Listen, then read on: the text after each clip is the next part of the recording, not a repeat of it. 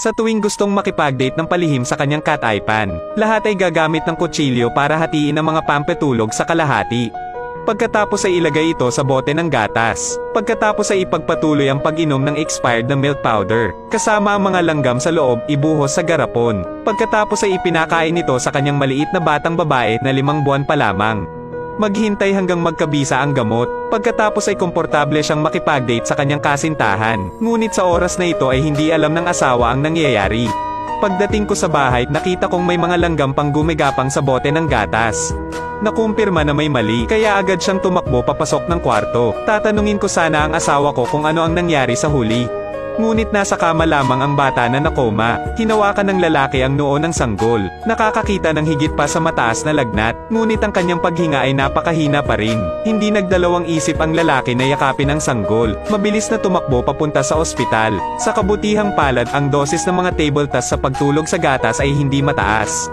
Ang expired na milk powder na binigay ng misis sa kanyang anak ay hindi gaano maaaring iligtas ang buhay ng bata. Nakatingin sa anak ko na sumisigaw sa sakit. Hindi na napigilan ng lalaki ang sarili ngunit napaluha na ang babae pagkatapos dumaan sa isang bagyo. Lumabas kagabi na may kasamang ibang lalaki. Ganap na hindi kilala. Bumalik na ang asawa. Natuklasan ang mga maruruming bagay na ginawa ng kanyang asawa. Nang hindi niya nalalaman ang mga bagay na ginagawa niya, magiging dahilan ng pagkahulog niya sa bangin. Wala man lang pagkakataon na humingi ng tulong. Actually matagal na. Pakiramdam ng lalaki ay may relasyon ang kanyang asawa, na dapat magsimula sa kanyang trahedya na buhay. Siya ay orihinal na empleyado ng bangko, ngunit dahil sa paglitaw ng krisis sa pananalapi, kaya nawalan siya ng trabaho, na may magandang kita, ngunit ang kanyang asawa, ay ang punong guro ng isang sentro ng wikang banyaga, kaya ako ay isang walang trabaho na tulad mo. Maaari lamang manatili sa bahay upang alagaan ang mga bata at tumulong sa gawaing bahay. Hindi lang naglalaban ng damit, magluto at alagaan ang mga bata. Araw-araw kailangan kong tiisin ang lamig ng asawa ko. Kaya lang may hindi kontento si Mrs. Siguradong papagalitan siya ng asawa. Ngunit para sa kaligayahan ng pamilyang ito, ang lalaki ay mapapangagot lamang ang kanyang mga ngipin at magtitiis. Nang maramdaman niyang hindi na niya kinaya, magtatago ako sa bookstore, magbasa ng romance novels. Ang ilusyon ng isang magandang buhay sa pamamagitan ng balangkas. Noong araw na iyon, orihinal niyang balak na sunduin ang kanyang asawa mula sa trabaho. Hindi niya alam na nag-aaral ng English ang asawa niya sa katulong sa opisina. Nang marinig niya ang tawag ng receptionist, agad na ayusin ang iyong mga damit. Pagkatapos ay subukang maging mahinahon at buksan ang pinto. Sinabi na pinag-uusapan niya ang trabaho kasama ang kanyang kapareha. Ngunit nakita ng lalaki na walang suot na sapatos ang kanyang asawa. At ang awkward ng atmosphere, kasabay ng umiiwas na tingin ng dalawang tao, napagtanto niyang may mali. Sa daan pa uwi, bigla siyang sinabihan ng asawa niya na ihinto ang sasakyan sa gitna ng kalsada. Sinabi na kailangan niyang sumama sa mga customer. Tapos sinabihan yung lalaki na wag na daw akong hintayin na makatulog ulit. Dahil dito, sabik na sabik siyang pumunta sa bahay ng kanyang katulong. Ipagpatuloy ang klase na iyong iniwan. Kasabay nito ay natuklasan ng lalaki. May dagdag na susi sa susi ng kotse ni Mrs. Noong una ay wala siyang pakialam. Pero habang nagkukwenta ng mga libro sa sasakyan, pagkatapos ay natuklasan na ang asawa ay palaging nakapark ang kotse sa parehong lugar. Tsaka malapit din sa lugar na iyon ang lugar kung saan kabababa lang ni Mrs. Nagsimulang hindi mapakali ang lalaki, ngunit upang maiwasan ang gulo, hindi siya agad pumunta para mag-imbestiga, ngunit maghintay hanggang sa susunod na araw upang sumakay ng bus doon. Pagkatapos ay ilabas ang susi, ilagay ang susi sa lock ng may pagkabalisa. Hindi ko inaasahan na bumukas pala ang pinto. Binuksan niya ng bahagya ang pinto para silipin ang sitwasyon sa loob. Nakumpirma ang kaligtasan nito, pumasok siya sa silid. Dahil dito, pagpasok ko pa lang ay natigilan ako. Ang kama ay nag-iwan pa rin ng mga bakas ng labanan kagabi. Nakadisplay sa mesa ang mga hubad na larawan ng kanyang asawa. May lalaking nakahawak pa sa kanyang anak na babae. Lahat ng ito, parang 1,000 karayom na tumutusok sa kanyang puso. Umuwi ang lalaki bilang isang nawawalang kaluluwa, at hindi pa rin alam ni Mrs. kung ano ang nangyayari. Ngunit nag-aalala lamang tungkol sa pagkain at pag-inom. Pinunarin niya ang sabaw na niluto ngayon ng kanyang asawa na hindi masarap. Nakita yon ng lalaki. Ayoko rin siyang pakialaman. Tumayo at pumasok sa kwarto ng anak na babae. Nang hawakan niya ang kamay ng kanyang anak ay biglang namula ang kanyang mga mata.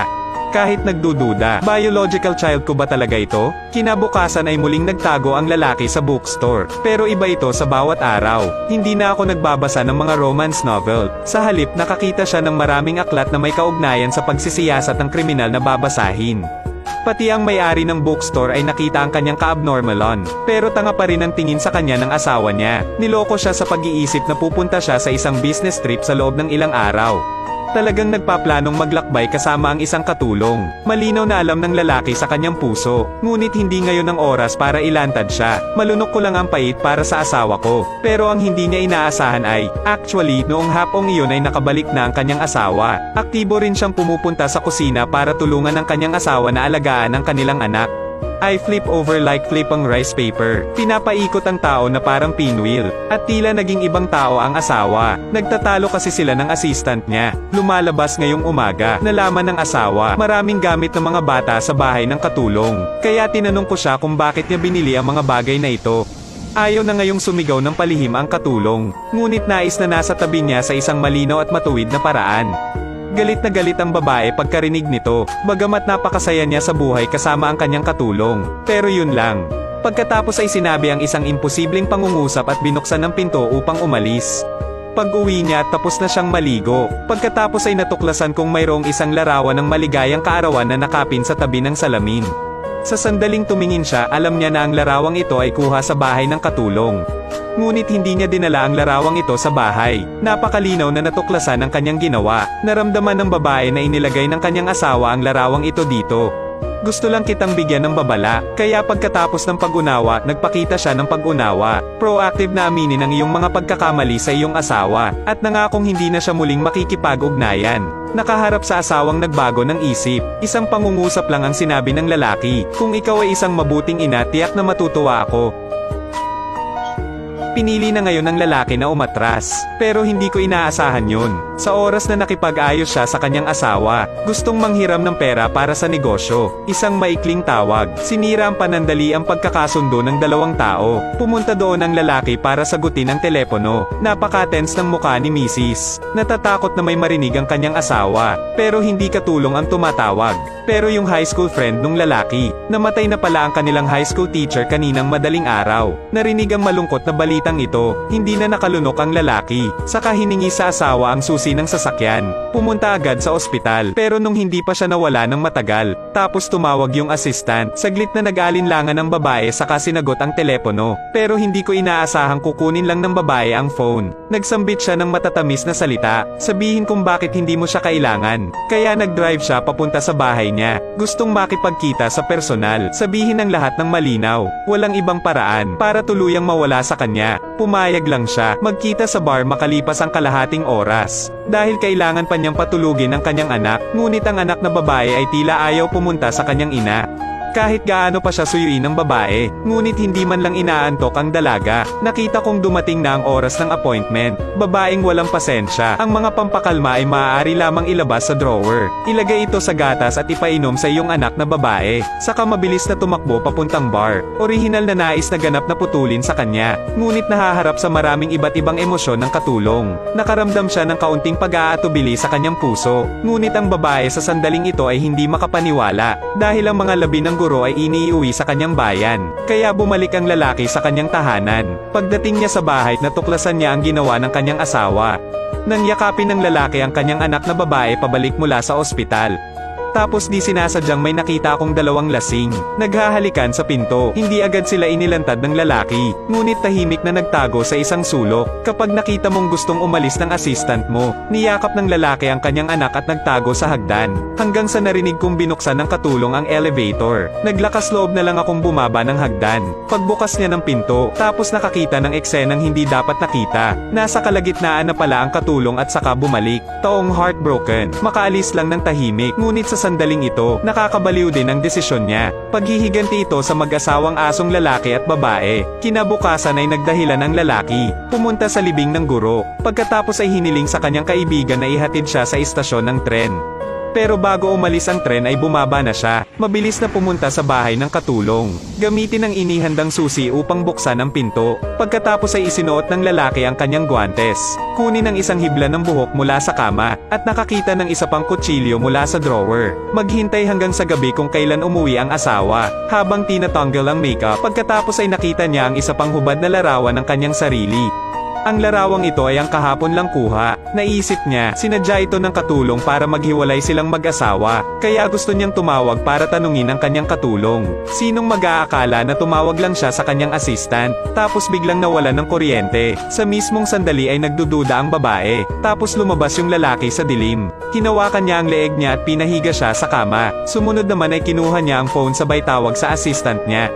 Hello, anong nangyayari? Anong nangyayari? Hello, hello. Naglabas ang lalaki ng kutsilyo sa likod niya. Tumingin sa desperadong mga mata ng asawa. Walang sabi-sabi, direktang sinaksak siya nito sa puso. Pagkatapos ay isa pang stroke, dalawa pang stroke, tatlo pang stroke, hindi mabilang na stroke. Kahit hindi na humihinga ang asawa, ayaw pa ring tumigil ng lalaki. Ipagpatuloy mo hanggang sa tuluyan mong mailabas ang iyong galit. Kinuha ng lalaki ang buhok ng kanyang assistant at ikinalat sa katawan. At kinuha ang isang dogwang sando. Bago umalis, sinadya niyang iniwan ang susi sa pintuan. At panasa ng aking mga fingerprint. Tapos magtago sa ilalim ng bahay. Nakita ang katulong na tumatakbo sa gulat. Pumunta na lang siya sa bahay ng katulong niya nang may kapayapaan ng isip. Nilagay ang dugo ng asawa sa salamin sa banyo. Mag-iwan ng sapat na ebidensya para sa pulisya. Sa wakas ay nakasakay na sa tren. Sa libing ng guro, madaling araw kinabukasan. Tinatawag ka ng lalaki. Hindi daw niya makontak ang asawa. Kaya gusto kong hilingin sa kanya na pumunta sa aking bahay. Para makakuha ng diapers at formula. Pagkatapos ay dalhin ito sa nursery ng iyong anak. Pero noong gusto ng kaibigang iyon na pumunta sa kwarto para kumuha ng powdered milk. Pagkatapos ay nakakita ng isang kakilakilabot na eksena. Napakabilis na hinarang ng mga pulis ang eksena, pero nagkunwaring sumugod din ang lalaki sa oras na ito. Umiiyak at nahihirapan. Sabi niya na kahit anong mangyari kailangan niyang pumasok sa loob para makita sa huling pagkakataon ang muka ng asawa. Base sa kanyang outstanding acting, plus maling ebidensya na sinadya niyang gawa-gawa, matagumpay na nakatakas ang lalaki mula sa sospek. Mabilis ding inaresto ng mga pulis ang katulong. Bagamat ayaw pa rin niyang umamin ng kasalanan, ngunit lahat ng ebidensya ay tumuturo sa kanya. Kahit 10 ang bibig niya, wala rin akong karapatang ipagtanggol ang sarili ko. Anong tinitingin-tingin mo, bakla ka? Matapos ang lahat, niyakap ng lalaki ang kanyang anak at bumalik sa kanyang tirahan. Iyon pa rin ang bahay, kaya lang wala ng bakas ng asawa. Nagiging walang laman ang lahat, ngunit tila walang pagsisisi ang naramdaman ng lalaki. Pero hindi rin nakakatuwa. Anyway, mahal na mahal niya ang asawa niya. Kung hindi, hindi namin siya bibigyan ng maraming pagkakataon. Ni hindi mo kayang umupo mag-isa sa banyo. Tingnan mo ang wedding ring ko, at ang imahe ng isang asawa sa matinding sakit. I just sorry na hindi marunong mag-appreciate yung babaeng yun. Pagkakamali ng pagkakamali, muntik na niyang patayin ng anak niya. Maabot ang huling limitasyon ng asawa. Humahantong sa ganoong resulta, sirain pa ang buhay ng ibang tao. Sa makatuwid, bilang isang tao, hindi ka dapat gumawa ng mga pagkakamali sa moral. Dahil maaari lamang itong mahulog sa walang katapusang bangin.